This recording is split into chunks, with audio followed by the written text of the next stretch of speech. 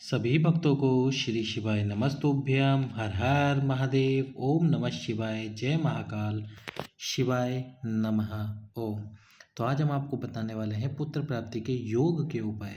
यदि आपको योग प्राप्त नहीं हो रहा पुत्र प्राप्ति का, तो उस योग को प्राप्त करने के लिए आपको 2 सोमवार इस उपाय को करना चाहिए। कौन से 2 सोमवार? मार्गशीर्ष के 2 सोमवार आपको ये उपाय करना है। 2 सोमवार एक बेलपत्र, इसके साथ में आपको लेना है घी और लाल चंदन। केवल इन्हीं वस्तुओं की आवश्यकता होगी। साथ में चाहिए होगा 2 कलश जल। अब ये सभी वस्तुएं लेकर आपको भगवान शंकर के मंदिर में पहुंचना है।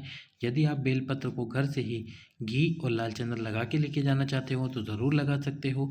तो सबसे पहले आपको क्या करना है, जो बेलपत्र हो उस बेलपत्र की ये जो बीच वाली पत्ती है इस पर आपको लगाना है घी, और वो भी गाय का घी ही लगाना है। यदि ऐसी परिस्थिति है कि आपको गाय का घी नहीं मिल पा रहा है, तो फिर आप आपके घर में जो घी है वो लगा सकते हैं, लेकिन कोशिश कीजिए गाय का घृत, गाय के दूध से बना हुआ घृत आपको मिल जाए, वही आपको लगाना है। और नीचे की दोनों पत्तियों पर आपको लगाना है लाल चंदन। नीचे की दोनों पत्तियों पर अच्छे से आपको लाल चंदन लगा लेना है। इसके बाद में इस बेलपत्र को लेकर आपको भगवान शंकर के मंदिर में पहुंच जाना है। कहाँ पहुंचना है? भगवान शंकर के मंदिर में इस बेलपत्र को लेकर। अब आपको शिव जी के मंदिर में पहुंचकर सबसे पहले जो हाथ में 2 कलश जल है उससे शिव जी को जल समर्पित करना है। दक्षिण दिशा में खड़े होइए, उत्तर की तरफ मुख रखकर दोनों कलश से तुमरुकेश्वर और कृष्णेश्वर महादेव के नाम से जल समर्पित कीजिए। कौन से महादेव? तुमरुकेश्वर महादेव और कृष्णेश्वर महादेव। तुमरुकेश्वर महादेव और कृष्णेश्वर महादेव के नाम से जल समर्पित कीजिए, और इसके साथ ही हमारे वीडियो को लाइक करके चैनल सब्सक्राइब करके वीडियो को शेयर भी कीजिए। अब आपके पास जो बेलपत्र है वो बेलपत्र आपको समर्पित करना है कहाँ? यही तुमरुकेश्वर और कृष्णेश्वर महादेव के नाम से ये बेलपत्र आपको समर्पित करना है। और करना कहाँ पर है? ये जो माता अशोक सुंदरी का स्थान है। तो देखो, बेलपत्र में होती है 3 पत्तियां, आप सभी जानते हो, बीच वाली पत्ती और नीचे की दोनों पत्ती। तो जो बीच वाली पत्ती जिसमें आपने घी लगा रखा है वो बेलपत्ती समर्पित होनी चाहिए माता अशोक सुंदरी के स्थान पर, इस प्रकार से। और जो दोनों पत्तियां हैं वो दोनों पत्तियों में एक पत्ती गणेश जी को समर्पित होगी, एक पत्ती समर्पित होगी भगवान कार्तिकेय जी को, तुमरुकेश्वर और कृष्णेश्वर महादेव के नाम से। तो इस प्रकार से बीच वाली पत्ती यहाँ रहेगी, एक पत्ती यहाँ रहेगी और एक पत्ती यहाँ पर रहेगी, इस प्रकार से। तो ये पत्ती गणेश जी को, ये वाली पत्ती कार्तिकेय जी को समर्पित होगी। तो ये एक बेलपत्र 3 जगह पर समर्पित होगा। और ये 3 जगह कौन कौन सी हो गई? कार्तिकेय भगवान, गणेश जी भगवान और माता अशोक सुंदरी। और जो घी वाली बेलपत्र है वो माता अशोक सुंदरी पर ही इस पर ही समर्पित हो, इस बात का विशेष ध्यान रखना। तो इस प्रकार से तुमरुकेश्वर और कृष्णेश्वर महादेव का नाम लेके आपको ये बेलपत्र वाला उपाय करना है केवल 2 सोमवार। मार्गशीर्ष के केवल 2 सोमवार आपको ये उपाय करना है। 2 कलश जल समर्पित करो, इसके बाद में ये बेलपत्र समर्पित करो।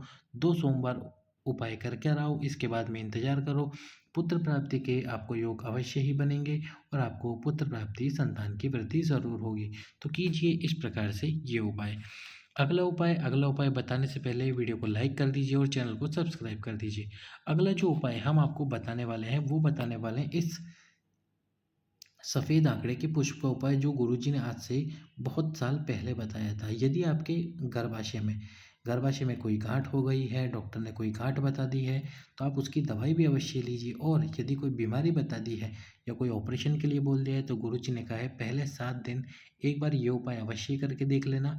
7 दिन आपको क्या करना होगा, ये जो एक सफ़ेद आंकड़े का पुष्प है, इस सफ़ेद आंकड़े के पुष्प को आपको लेना है। पुष्प को लेकर दक्षिण दिशा में खड़े होकर इस पुष्प को 7 दिन लगातार, सबसे पहले दिन से आपको ये उपाय शुरू कर देना है। पहले दिन आपको इस पुष्प को समर्पित करना है तुमरुकेश्वर महादेव के नाम से। कौन से महादेव? तुमरुकेश्वर महादेव के नाम से समर्पित करना है आपको शिव जी पर। समर्पित करने के बाद में जो आपकी बच्चेदानी में समस्या है या जो भी आपके शरीर में रोग है उसको शिव जी को बताना है। बाबा से प्रार्थना करनी है कि हे शिव शंकर भोलेनाथ, हे महादेव, हमारे इस रोग को समाप्त करो। इसके बाद में आपको इस पुष्प को उठाना है और बहते हुए जल के अंदर विसर्जित कर देना है तुमरुकेश्वर महादेव के नाम से। अब आप मुझे पता है अवश्य ही कहोगे कि भैया हमारे यहाँ पर बहता हुआ जल नहीं है, तो हम क्या करें?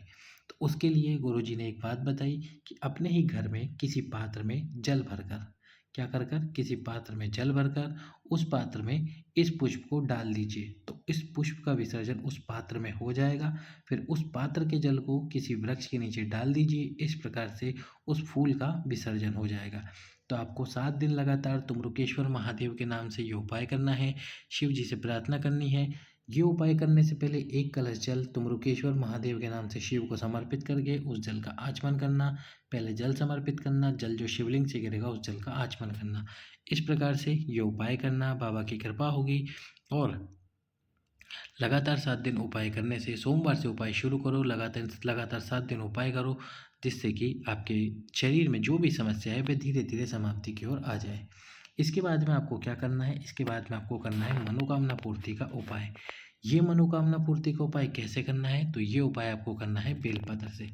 अब इसमें आपको क्या करना है? इसमें आपको करना है कि जो बेलपत्र है, 2 बेलपत्र आपको ले लेने हैं।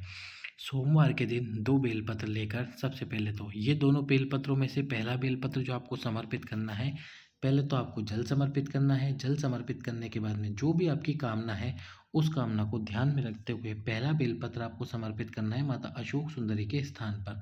माता अशोक सुंदरी के स्थान पर पहला बेलपत्र समर्पित करना है। और जो बेलपत्र की डंडी होगी वो होगी जलाधारी की तरफ। कहाँ होगी? जलाधारी की तरफ। आपकी जो भी कामना है उस कामना को बोलकर ये बेलपत्र आपको समर्पित करना है।